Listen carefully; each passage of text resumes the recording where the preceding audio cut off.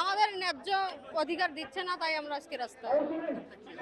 আমাদের অধিকার হচ্ছে আমরা 2025-এর নীতিমালা অনুযায়ী আগে জয়েনিং, তারপর পদায়ন, এরপর ট্রেনিং এ যেতে চাই, কিন্তু আমাদের দাবি তো মেনে নেওয়া হচ্ছে না, তাই আজকে আমরা রাস্তায়।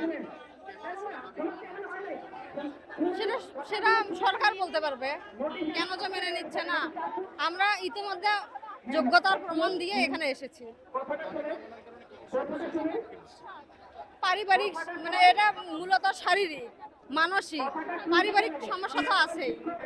এখানে অনেক ধরনের সমস্যা ফেস করতে হচ্ছে আমাদের পিঠ দেয়ালে ঠেকে গেছে ভাই, আমাদের করার কিছু নাই, তাই আজকে আমরা রাস্তায়।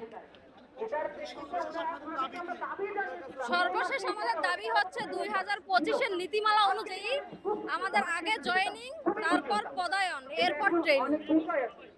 এর বহির্ভূত আমরা কোনো কিছু চাই না।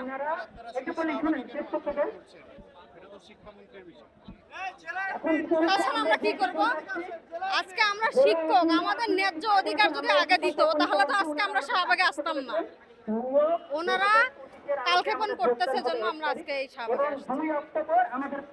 আমাদের দ্রুততম সময়ের মধ্যে নিয়োগটা দিয়ে দিলে তো আমরা আজকে আর শাহবাগে আসতাম না, কিন্তু ওনারা কিসের জন্য কালক্ষেপণ করতেছে আসলে আমাদের জানা নেই। আমরা সরকার, মন্ত্রী প্রতিমন্ত্রীর কাছে হাত জোর করে অনুরোধ করতেছি আমাদের 2025-এর নীতিমালা অনুযায়ী যেন আগে জয়েনিং, তারপর পদায়ন, এরপর যেন ট্রেনিংটা সম্পূর্ণ করে, এবং এই আগস্ট মাসে